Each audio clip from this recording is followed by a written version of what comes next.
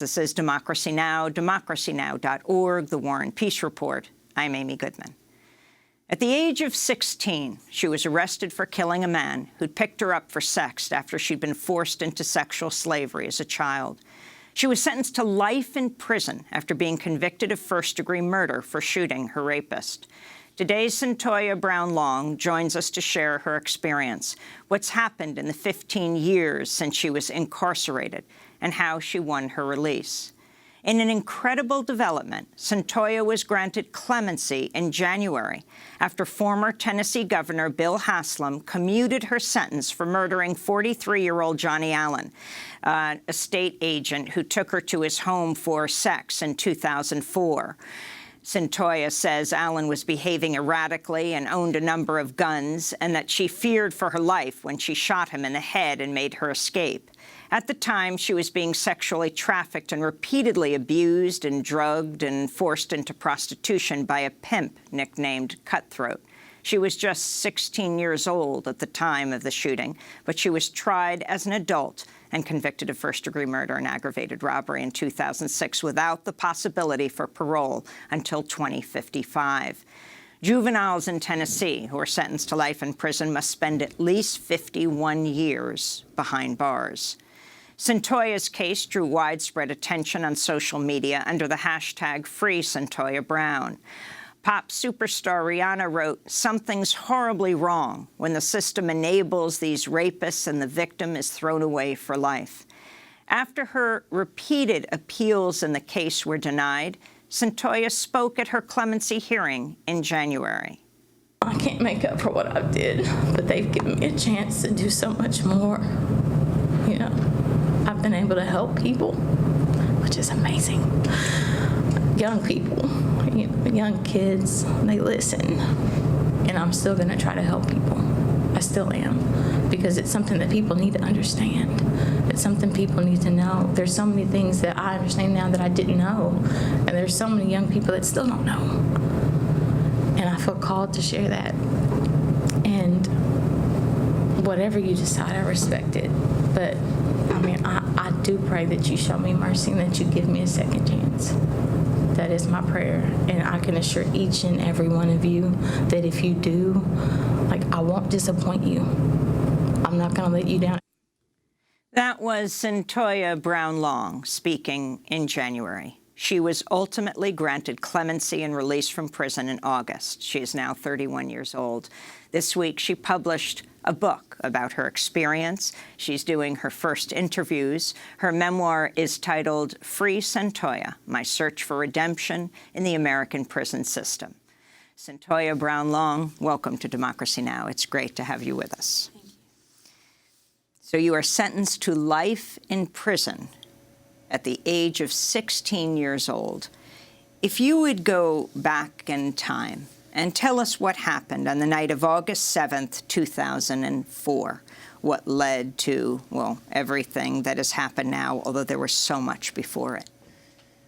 So on the night of August 7th, I was involved with a man by the name of Cutthroat, as you mentioned, and I was going out, meeting with men, having sex for money, and one of the men that had picked me up was a 43-year-old man, as you said, a real estate agent, and he took me back to his home.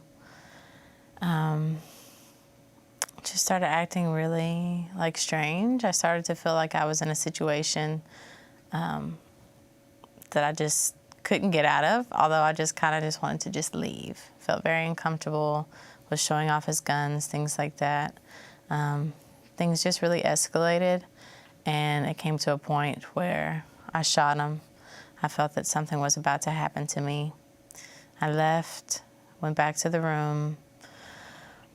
Got in his pickup truck. Right, got in his pickup truck. That was the only way I could go back, and went back to the hotel room that I had shared with Cutthroat. Within 24 hours, the police had come and arrested me. I spoke with them freely. I felt that, I had defended myself, so I didn't have anything to hide. Next thing I know, I'm being charged with criminal homicide. So, how much can you understand at the time you were 16? Right. At the time I was 16, I really didn't understand the gravity of the situation that I was in, the situation that led to me being arrested. And then, of course, the entire arrest process, the charging process. I didn't get it. I know whenever the detective had spoken with me before I went into the confession room, you know, he kind of just said, talking to me is going to be the difference between 9 years and 99 years. So choice to me was obvious. No lawyer with you. Right. No lawyer, no parent. At the time, I did tell them that I was 19 because that's what Cut had told me to say if the police ever got me. You know, couldn't tell them I was 16. However, they did find out after the fact that I was 16 years old. Still didn't attempt to try to call my parents, try to call a lawyer, anything like that. Take us back, because you're referring to Cutthroat, a man you've come to see in a very different way than you did as a child. Right. Even though what happened that night leads to your sentence of life in prison, I want you to go back in your own life now and tell us about where you were born and what led you to the point you were on that fateful night. So I was born in Fort Campbell. It's a military base, raised in a military community, very supportive community. My family was very supportive. My mother's a teacher. My father, he's retired military. Had pretty much everything that I needed as a child. But, you know, I would go to school and other kids started pointing out that I was different from my parents. I was different from other people. Didn't really feel like I fit in anywhere. Was kind of treated as an outcast and started to develop behavior problems, attitude problems. The school labeled me as the bad kid. Started finding out that, you know, teachers wanted to just get rid of me. They would put me in ISS for the littlest of things, little smart remarks that just natural for certain kids. Found myself in alternative school, around the wrong crowd. You know, alternative schools are pretty much like school's version of prison. You know, it's just somewhere to just toss kids. In 6th grade, you were tossed out of school. Right, 6th grade. So started getting in deeper with different things, started skipping school, actually wound up catching my first charge with some of the other kids that I had met at alternative school. Then I entered into the juvenile justice system.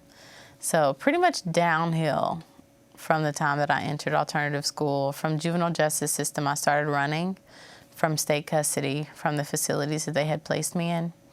And I started staying on the streets in Nashville. And I was on the streets in Nashville with the people that I had met from running away whenever I was introduced to Cut. And explain who Cutthroat was. So Cutthroat, I had known him just for a few weeks. And I had met him right after I had been raped for the first time. A lot was going on, and I had always wanted acceptance from other people. I had always wanted to be seen as though I belonged somewhere. And so it was rather quickly that I found myself just drawn to him. I felt that, you know, he listened to me in ways that no one else listened to me. I really felt in my head that I was in a relationship with this man. And so when it came time for him to say, we need money for this, we need money for a hotel, and this is what you can do, it was like, okay, I'm going to do this because I love this person, and I'm just contributing to the relationship. Completely unhealthy thought patterns that I had developed from actually being on the run, learning unhealthy behaviors, unhealthy understanding of sexual relationships. I really had come to see my body as, you know, a good to be traded for shelter, for food, for money, for the things that I needed to get by. So with all those seeds that were already planted, his work was, you know, was already done. He drew a gun on you. He strangled you. So it didn't start out that way naturally. I don't know many people that would stay in a situation where it starts out that way. Of course, they always start out nice, very charming. And, you know, then it would lead to, he would just snatch me up a little, just shake me up. Guns with lectures. And when I say lectures, I mean like hours on end spent telling me, you know, you're nothing but a slut. No one will ever want you but me. And, you know, in my mind, I was like, this is not true. But you got to think like how that's really just sinking into me. I was already in a low place. And, you know, there was times that one time he actually had choked me until I passed out. Like, the man could have really killed me. That was actually on the night right before I had met Mr. Allen, the man that I had ended up shooting. I had really come to expect violence from men. And I really think that that played a big role in what happened that night. And it would take years for me to really just unpack everything, to just really process all the trauma that I had really built up. When did you come to understand you had been placed in the foster care system as an infant? So I was never placed in the foster care system. I was actually adopted directly from my biological mother. So she had actually asked the family that I was with to take care of me. She was incarcerated. She was in and out of jail. And they adopted me directly from her. So I was never placed in foster care. And when did they explain that, your parents explained that to you? So I found that out, I guess I was like 5, whenever I had started school. And, you know, I was in the classroom. Your parents bring you to school because it's the first day of class. And as the teacher is talking with my mom and dad, I'm playing with the other kids. And I can remember one of the other little boys, he had asked me, you know, why don't I look like my parents? My mother's dark skinned, my father as well. And, you know, I had never really thought about it. I didn't feel any different. Mommy and Poppy, they had never treated me any different. So there was no reason for me to, like, really know that I was different. And one question led to other questions to a full-blown interrogation from kids. That's just what they do. You know, one answer is never good enough. So I remember getting in the car with my mother after class, and, you know, I asked her, and she explained to me, you know, that I was mixed and that I was adopted, and there was introduced this idea of this mystery woman that I came from. And that kind of just set up this lens for me where I just started feeling like, oh, well, I really don't fit here, do I? And I don't fit here either. And so it was just a seed that had been planted. Explain the moment when you were in one facility or school and your parents couldn't come to pick you up, so they sent a family friend who had been sexually abusing you. Well, he hadn't been sexually abusing me. He had made an inappropriate comment. So I had come back from court from the facility. The court didn't tell my parents that I was having court that day. They just brought me up from the detention center, and they were going to release me. Well, my mother, she was at work, and she couldn't just leave. She didn't have a substitute. She called my father. My father had already left. He was driving trucks at the time, and he had called his friend to come pick me up. And this. How old were you? I was 12, about to be 13. Or maybe I was 13, somewhere in there. I think I was 13, actually, because I think that happened in March. So 13 years old. And he had called this friend to pick me up. This friend, I was previously on a trip with them whenever my parents had gone out of town for their anniversary. And the people that we were with had sent me out to go tell him to come inside, to come into the cabin because dinner was ready. And whenever I went out, he was sitting in his truck with his leg hanging out, door open, and he was on the phone with someone. And whenever I said, hey, it's time to eat, he had spoken to the person on the phone. He was like, yeah, it's my homeboy's daughter. She's one of those girls that's developed in all the right places. And, you know, I had been raised on Lifetime movies, so I knew, like, there were certain trigger words that were just not okay. You know, my mother made sure that I understood that. And so, you know, I slammed the door on his leg. I ran inside, and I told the group that I was with, you know, what had happened. And I'm expecting, like, you know, they're finna go in on this man. Like, this is not okay. But the reaction that I got was he walks in, and they just hand him a plate of steak. And everybody just sits and talks normally. And so it was like, wait a minute. You know, I'm always told that I need to tell someone. I need to speak up about things. And I do it, and nothing happens. So fast forward all these months later, and he comes to court to pick me up. Well, when I tell the woman at court, the clerk, I'm not going with him. I don't feel comfortable leaving with him, being alone with this man. she tells the judge, and the judge says, fine, we'll put you in state custody. And state custody is the worst fear of every kid who's been involved in the juvenile justice system, because it's the most severe punishment they can give you. For me, being 13 years old, that meant that they can hold me up until I was 19 years old, because it's an indeterminate sentence. And so it's like, wait, like I'm being punished now? Like I was gonna get to go home, but because I don't feel comfortable around this man and I spoke up about it, now I can't go home? So definitely wasn't healthy. Definitely didn't teach me that, you know, it was a good thing to speak up for myself. It was a good thing to advocate for myself. Taught me the exact opposite. We're talking to Cyntoia Brown-Long, who is a sex trafficking survivor, sentenced to life in prison after being convicted of first-degree murder for shooting her rapist as a teenager. She had been sexually trafficked and repeatedly abused and drugged. The shooting happened when Cyntoia was 16 years old, but she was tried as an adult. Cyntoia was granted clemency by former Tennessee Governor Bill Haslam in January. She was released from prison this past August. She is now 31 years old, out with her memoir, Free Cyntoia, My Search for Redemption in the American Prison System. So let's take it to your arrest within 24 hours after you murdered the man who took you home. You were terrified by him. He was going to give you money for sex. You're a teenager. He's showing you his guns. You shoot him. You leave. The police get you. You have no lawyer. And talk about what happened in your hearing. Explain what a transfer hearing is, and then ultimately what happened in your trial, how you ended up with life in prison.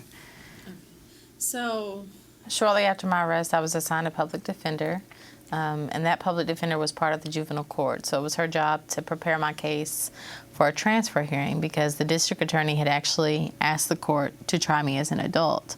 And so what they do is they actually, number one, they find if there's probable cause to believe that you actually committed the offense.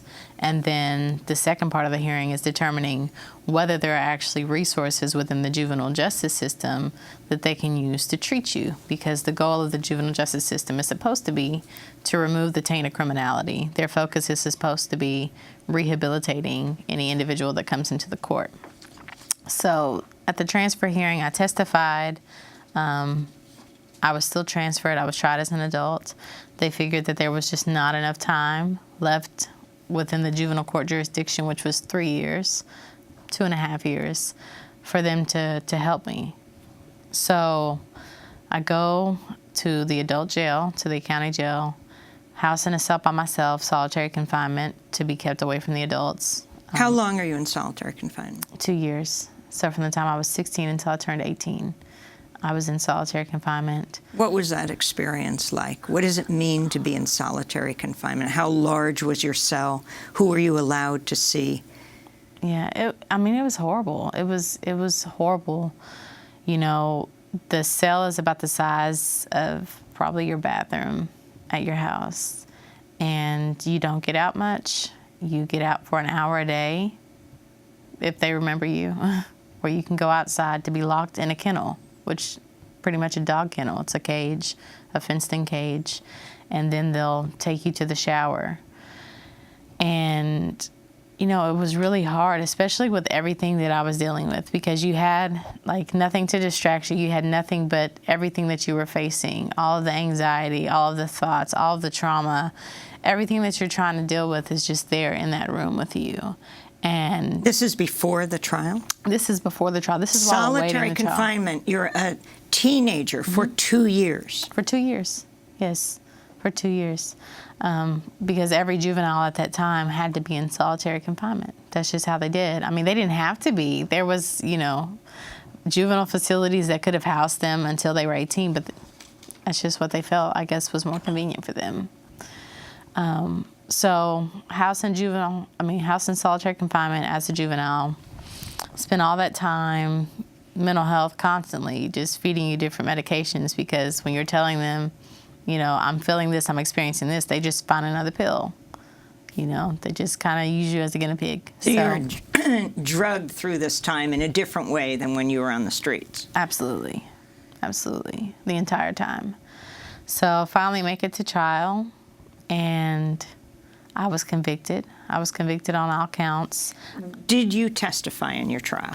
I did not. I had wanted to testify, but my attorneys had advised me against it because they felt that my earlier statement in juvenile court could have been used to impeach me, because it was different from when I was telling the police that Cut had nothing to do with anything. I didn't even know him. I had just met him.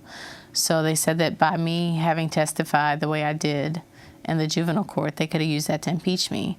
You know, come to find out later that they never could have used that to impeach me anyway, because anything said at the juvenile transfer hearing can't be used against you in later proceedings. So my attorneys were mistaken, you know, with that. A rather major mistake to have made. It was. And also talk about how your view of Cutthroat changed, how you came to understand what sex trafficking was. So my view of Cut himself, like that took time to change, because whenever I was first incarcerated, I was still thinking, like, this is my boyfriend. I know what my attorney is telling me, that he's making statements against me to the police, but I don't believe him, because he told me not to believe it. He told me ahead of time that they would tell me these things. And, you know, I was just so loyal, but I mean, he didn't deserve it at all, but I was just so loyal to him.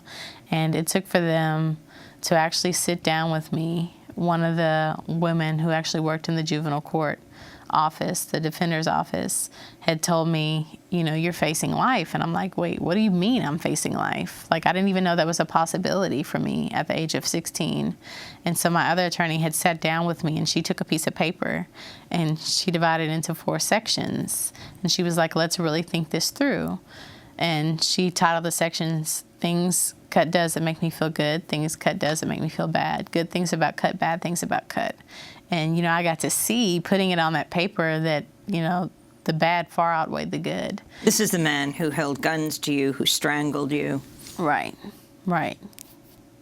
So actually getting to see, like, that forced me to, like, really rethink things. And it's like, this isn't what I thought it was. And, you know, they let me know, like, it's important for you to tell the court everything. Like, you're facing serious charges here. You're facing life in prison. And so, you know, when I went to the juvenile court, I was like, I'm going to have to tell them everything. And I did at the transfer hearing. At the transfer hearing. But Yeah. when it came to your trial, they said you could not speak. Right. When it came to the trial, they advised me not to testify.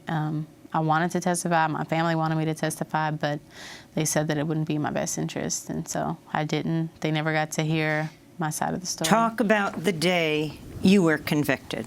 Describe where you were in court, what happened, and when you were sentenced to life in prison.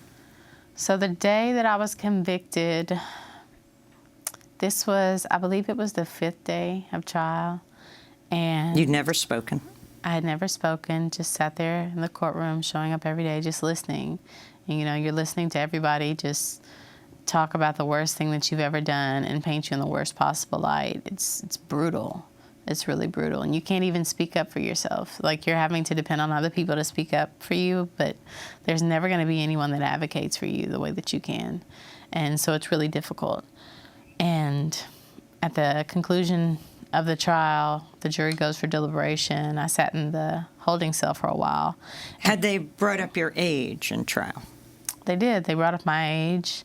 You know, my attorneys had brought up the fact that I was with this man that was abusing me. They had brought up the fact that, you know, there was actual photo evidence where this man was taking nude pictures of me. And I can remember, you know, when my attorney had taken the picture, it was folded up. He didn't show me nude, but he just showed the look on my face, just how miserable I was, just how blank I was to the jury. And the district attorney comes back. They show a nude picture of you at trial? Right. My attorney didn't show the nude part. He had blocked it off. It was folded in half. However, the DA actually came and unfolded it and was like, well, this is the rest of the picture.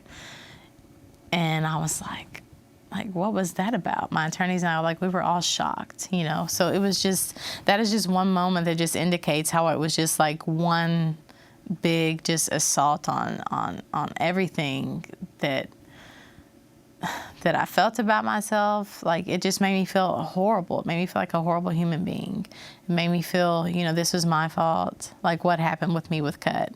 Like, I didn't ask for him to do those things to me, but I was made to feel that I did ask for it. So you're in a holding area, and then you're brought in for the verdict. So I'm in the holding area, and they tell me actually that because it was taking so long, it was getting so late, they actually thought that deliberations would pick up that Monday. So I'm thinking, okay, this is good, because they say the longer they deliberate, the better it is. Like, this is good. Like, surely I'll get 15 years for second-degree murder, worst case scenario. Like, surely they won't find me guilty of first degree. Like, it's not what happened. You keep thinking, like, I know what happened. Like, that's not what happened. Surely they won't find that. And so my mother had left because, they told her they won't come back with, a verdict today. And so my mother had left, and I'm there by myself with my attorneys. When they call, they say, oh, they came up with a verdict. And I was like, they did? And we go up there, they bring the jury in, and I'm just looking at them, just desperate to get any kind of indication of what happened. And I remember there was one man, it was a black man, and during jury questioning, they had asked him if he had any experience with the justice system, any kind of thing, that would make him, biased. And he had said that he had a nephew that was actually involved in the system. And so I'm thinking, okay, he's going to fight for me, like, because he understands. But whenever he came in, like, he looked at me and he just hung his head and shook his head. And I was like, that's not good. And it's like I knew then, And I looked at every single one of their faces, and they wouldn't look at me. They wouldn't look at me. And I was like, this is not good. And so whenever they read the verdict, it was like you could just feel it. It's like it just stabbed you in the heart, like each word. And I mean, it was rough. And then right after that, the judge says, it's an automatic life sentence. And you're just stuck there, like, what just happened, So it's automatic life sentence. Mm-hmm. You were sentenced that day to life in prison. Life in prison. In the state of Tennessee, anytime you're convicted of first-degree murder, it's automatic life sentence. It doesn't matter if you're a juvenile. No consideration is given to any mitigating factors. There's absolutely no way around that. It's automatic life sentence, mandatory. So let's talk about what happened to you then in prison. You're in adult prison. You're 16 years old. You face life in prison. You have to serve over half a century of that. Talk about your feelings of, I guess you could say, redemption. I mean, the subtitle of Free Cyntoia, your memoir, is My Search for Redemption in the American Prison System. Talk about the educational system in the prison and who you came to meet. So my entire life, I could remember always feeling like I was thrown away, like I wasn't worth salvaging, and of course the entire court process, it just reinforced that belief. So naturally, like, the way I felt about myself, like, it was just at an all-time low. And there was a program, a volunteer program from a local university, Lipscomb University in Nashville, that had come, and they offered college courses free of charge for people housed at Tennessee Prison for Women. And took some time, took some work, and I finally got into the program. And once I get into this program, I start thinking, like, wow, like, I can actually do these things. I'm actually smart. Like, you start to think about, these people are actually listening to what I'm saying, and they think I'm smart, and they don't think that, I'm some dumb girl who made all these dumb choices. They see me as so much more than that. They don't even look at the worst thing that I've done. Like, they don't even acknowledge that. They worry about who I am now, and they see me for me. And I can't tell you just how redeeming that is. And it just made me want to do better. It made me want to live. It made me want to strive. And it was just an incredible experience, and it just, like, really just set me on a path. Didn't take me all the way there. I wouldn't come all the way to feeling that, I was fully walking in my redemption until I developed a relationship with Jesus. And, I talk all about that in the book and like what an important part that played in my life and in my freedom. So. You also talk about a mentor you had when you were in prison.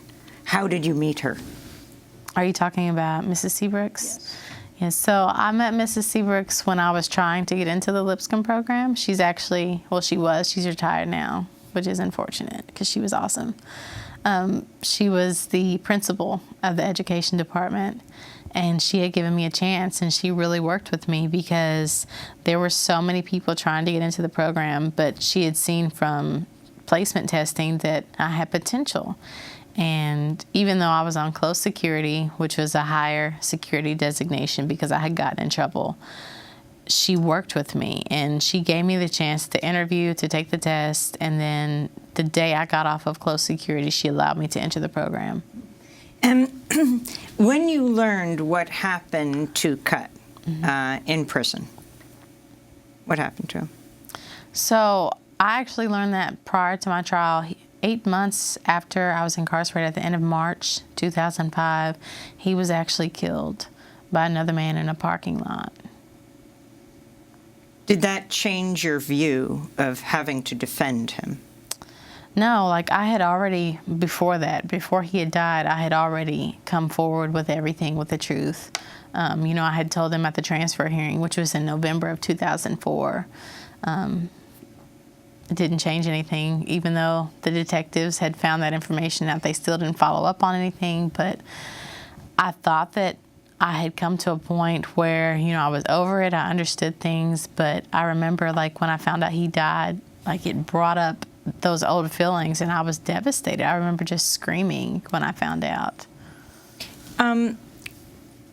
When you went to school and you started to really talk and think through things, you started to come to understand the situation you were in, the whole idea of sex trafficking. You had appealed your sentence, and you had entered an appeal in your case. Talk about when it was denied, where you were, and why it is you never gave up hope.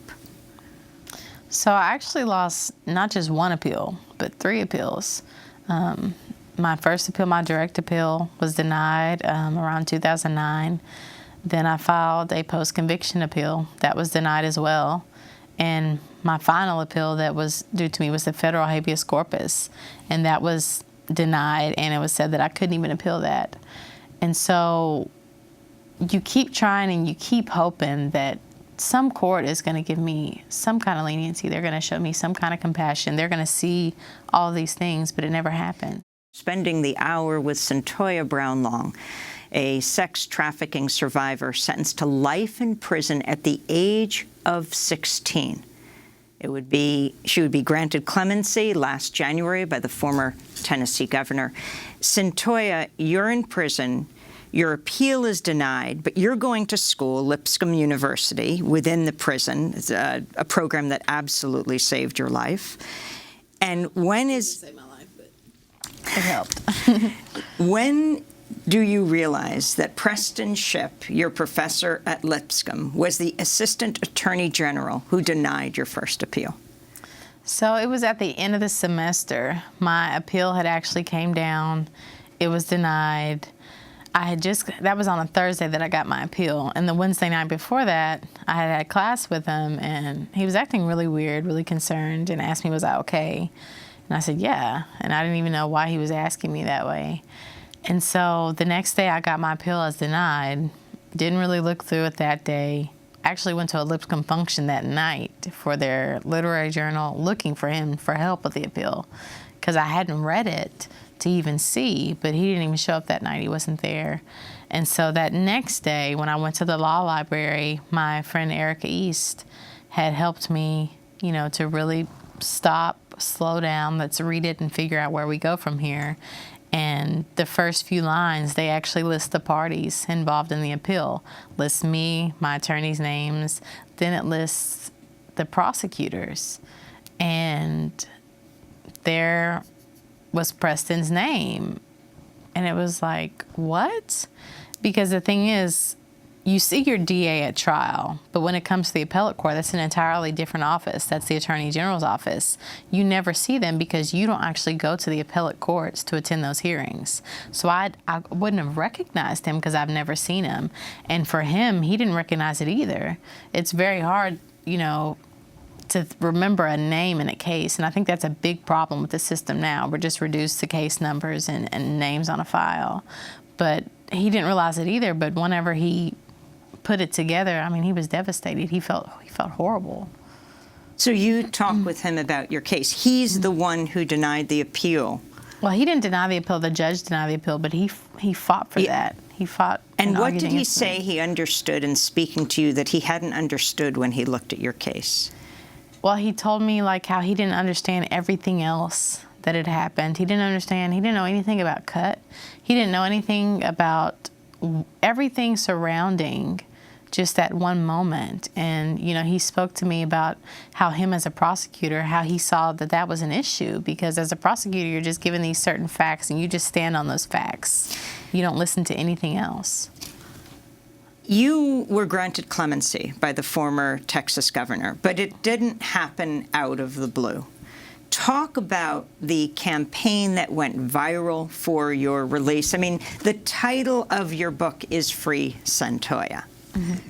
So, former Tennessee Governor Bill Haslam granted me clemency January 2019, and I remember filing, I believe it was December 2017 for clemency. And we had been working with his office. We had been working with some other strategists to prepare a clemency petition for me prior to that. And about a few weeks before we were going to file, a news story had run about me running for clemency, about me filing for clemency. And overnight, it blew up. It spread like wildfire. And it's really nothing short of a miracle, you know, from God, the way that so many people around the world were just rallying for me to be freed.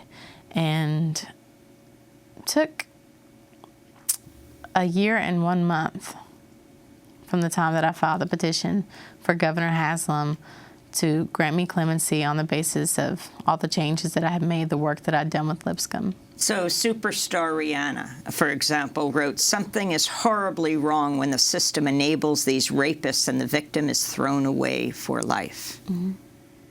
What did that mean to you? I mean, that validates everything that I know. Like, there is something wrong when you throw away anybody, when you see people as disposable, when you don't see that, you know, this person is just as capable of being redeemed as anyone else. I want to turn to the statement by then Governor of Tennessee, Bill Haslam, who granted you clemency. He said a life sentence without the possibility of parole until you're in your 60s was, quote, too harsh, especially in light of the extraordinary steps Ms. Brown has taken to rebuild her life. He added, quote, transformation should be accompanied by hope. Did you get to meet Governor Haslam? I did. And he is just an incredible man, just such a strong man of God, just very humble, very kind, you know, very intelligent. Just, it was really nice to meet him. Cyntoia, you got married in prison. I did. Talk about what happened. How did you meet Jay?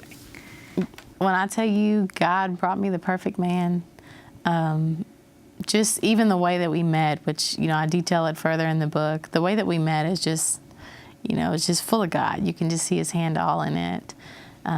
For about 3 years, it'll be 3 years in January from the time that we actually met. We started communicating, and we'll be married in a year come January. He wrote you a letter? He did. In prison? He wrote to me. We started writing back and forth, started spending hours on the phone.